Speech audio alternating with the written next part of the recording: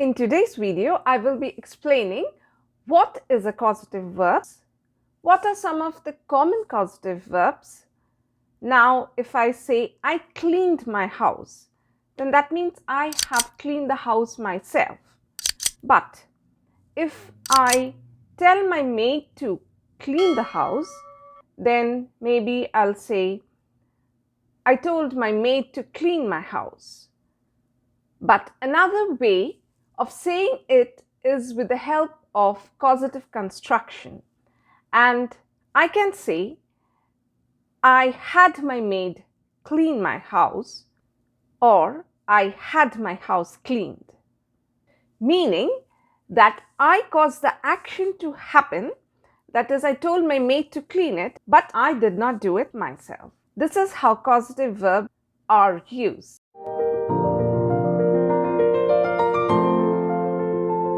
I'm Seema from Edufinite. If you have any queries, you can ask me in the comment section. Without much ado, let's delve into the topic. Well, what is a causative verb? A causative verb in a sentence indicates that a person causes or helps to cause an action or event to happen.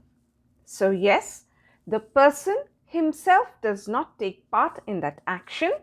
He or she causes or helps that action or that event to take place. And how does he or she cause that action or event to take place is, one can cause somebody to do something for him or her by asking, forcing, paying, or requesting that person. So yes, when you want someone else to do that work for you, which you are supposed to do, then what do you have to do? You have to either persuade, that means you have to either request that person, or you'll have to ask that person, convince that person to do that work for you, or maybe you can avail of some paid service. In lieu of money, they're going to do that work for you, or lastly, you can force someone to do that work for you.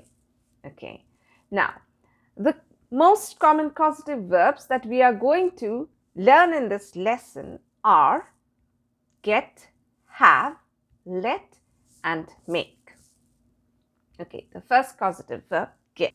Now, we'll first look into the form in which it is in the active voice. So, first we have the subject, then we will have get. In any tense, that means whatever tense the sentence will be, the verb get will be in that particular tense.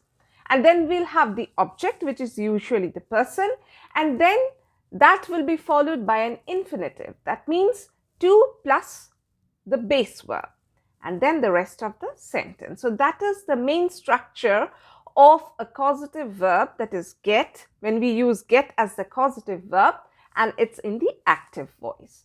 Okay.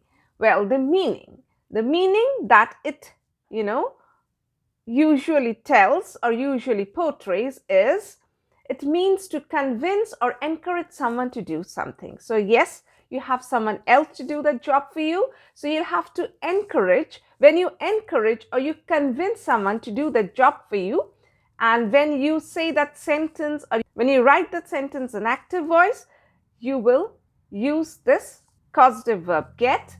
And let's look into the examples to understand it. How can Maria get Sam to clean his study table? So yes, Maria is usually cleaning Sam, her younger brother, his study table, and he always, messes it up all the time and she gets tired. Now she wants Sam to do that work for himself. So she has to convince or encourage Sam somehow to do that work, which she has been doing till now. Okay. So yes, some tricks or some, bribing or whatever.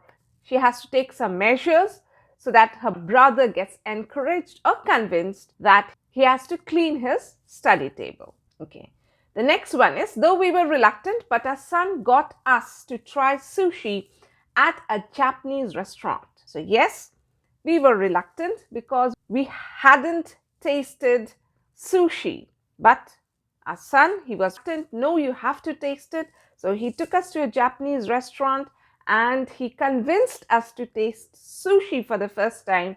And I must say that we did really like the taste. Okay, the next one is Ravi will get his sister to do his chores tomorrow. So yes, the next day maybe it's his turn to do the laundry and maybe he has to go out with his friends. So he has to convince his sister to do that chore for him. Maybe he'll tell her, please do it today, and the next time when it's your turn, I'll do it for you. So that way maybe he'll convince his sister and Ravi will get his sister to do his chores tomorrow. Okay. I'm getting my brother to wash the car. So yes, I'm not going to wash the car. What I'm going to do, I'm going to convince my brother to wash the car. So yes, so you see over here in each and every sentences that we have done, first say for example, how can Maria get Sam to clean his study table? Here, Maria is the subject, get, it's in the present tense, then we have object Sam, and then the infinitive to clean. So even in the second sentence, our son is the subject, got, which is the past tense of the verb get, and then us, which is the object, and to try is the infinitive. And the third sentence again, Ravi is the subject, will get, that's the future tense of the verb get, then object his sister, and the infinitive to do.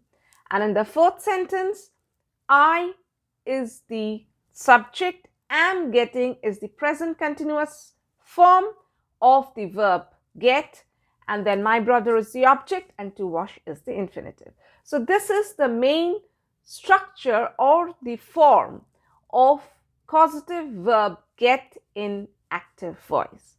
So next, what is the formation of causative verb get in passive voice? Well, we'll have the subject, then we'll have get in any tense, then the object, which is usually a thing, not a person like the previous in the active voice. Here it's usually a thing, and over here it's not the infinitive, it's the past participle form of the verb, that means V3 form of the verb, that means the verb that we use with perfect tense, and then the rest of the sentence. Well, here the meaning is the construction usually indicates an action done to something or someone. Since object is a thing, so naturally the action is done to something or someone. That is what is indicated by these sentences. So, for example, I always get my jackets dry cleaned. So yes, I is the subject over here and get is the present tense, simple present tense, that is my jackets, thing, this is the object, and then we have the past participle form of a verb dry cleaned. So ed, dry cleaned. So this is how we write the sentence in passive voice when we are using the causative verb get. I always get my jackets dry cleaned.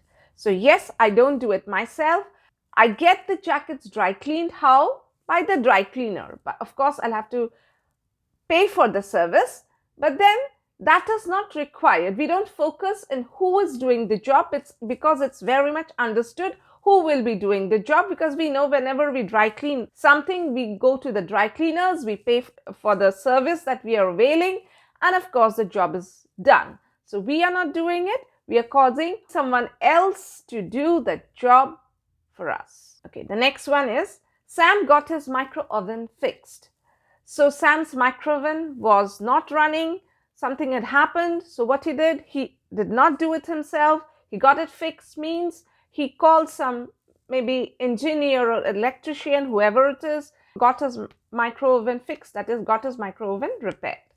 So next one is Shelly will get her haircut tomorrow. So here it's again in the future tense. The other one, Sam got his micro oven fixed, that's the past tense. This is the future tense. Shelly will get her haircut tomorrow. So naturally, will get her haircut tomorrow means she will not cut it herself. She'll go to the salon and get a haircut. Okay. The next one. I'm getting my car repaired this week.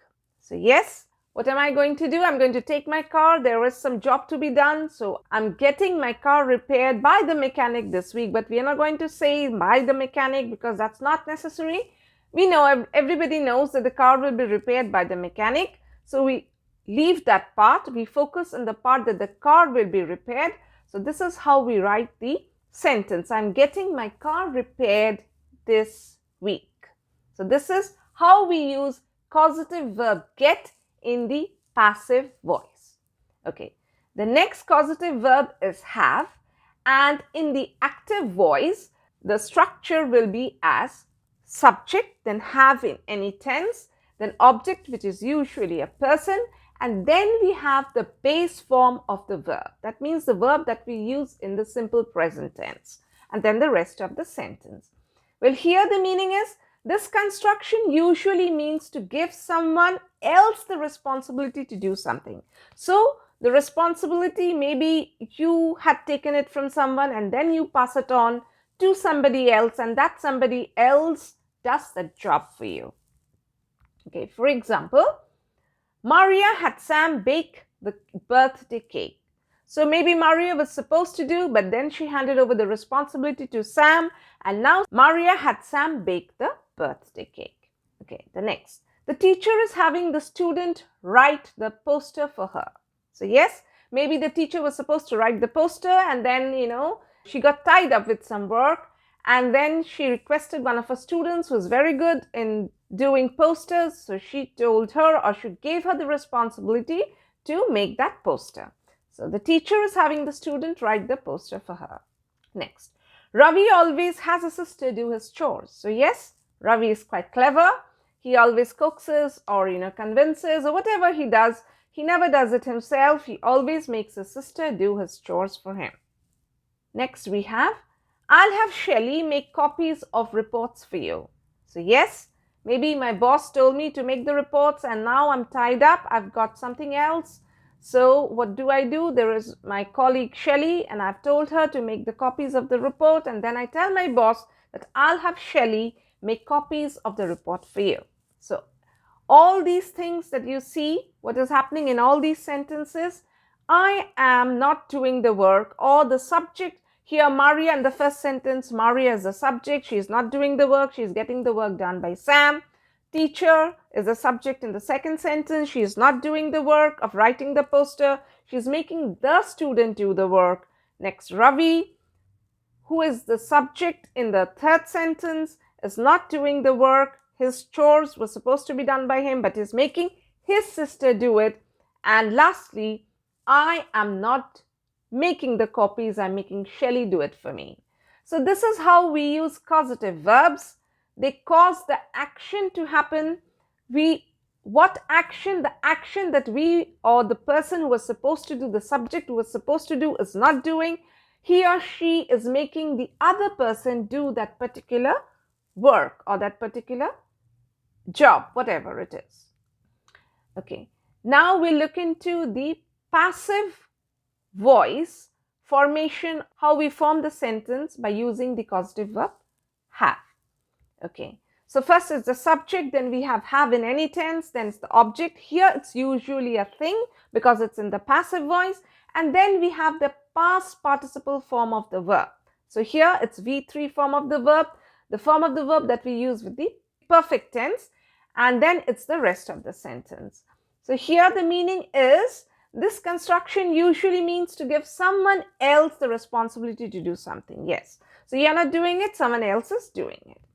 For example, Maria had her cake baked. So here, it's not important who baked the cake. In passive voice, we are not focusing in that because here the important part is the job that is being done. That means her cake is important over here, which has to be baked. So Maria had her cake baked. Next we have, the teacher is having the assignments rewritten. So the teacher is having, that's the present continuous tense of the verb have, and the assignments rewritten. So the object over here is thing, the assignments rewritten. That's the past participle form of the verb rewrite. Okay. Next sentence is, Ravi always has his chores done. So this is again simple present form of the verb have, with Ravi, since that's the third person singular, so we have used has over here. And then his chores, that's the thing. And then what is it? Done. That's the past participle form of the verb do. Okay. Next we have, I'll have copies of the report made. So yes, I'll have, that means I will have copies. This is the future tense, copies of the report. That's the thing that I have to do to make the copies of the report made. So I won't be making it, but I'll get it done. So it will be made. So this is how we use the causative verb have in the passive voice when we write a sentence in the passive voice. Okay. Next we move on to causative verb let. So yes, in active voice we'll have this formation, subject plus let. After subject we'll have let in any tense, and then we'll have the object, which is usually a person since this is in the active voice, and then the base form of the verb, and then the rest of the sentence. Well, here it means, this construction usually means to allow or permit something to happen. So when you give the permission of something to happen, then we use the causative verb let. Okay. For example, Maria is letting Sam drive a new car. Yes, so Maria's new car, she's very, possessive about her car. She does not want anyone to drive it, but of course Sam is her brother and she loves him a lot. So she is letting, that means she is allowing or permitting Sam drive her new car. Okay, the next sentence. The teacher let the student go home early. Yes. So the teacher gave the student the permission to go home early. Maybe he was sick, he was not feeling good. So the teacher permitted or allowed the student to go home early. So see how the sentences are. In the first sentence, it's present continuous form of the verb let, is letting. Maria is the subject, then is letting, then Sam is the object person, Sam. And then we have the base form of the verb, that is the helping verb, that is drive. So again in the second sentence, the teacher is the subject, let is the simple present form of the verb let. Then we have the students, that's the object, and then we have the base form naturally of the verb, that is go. Okay, the next sentence.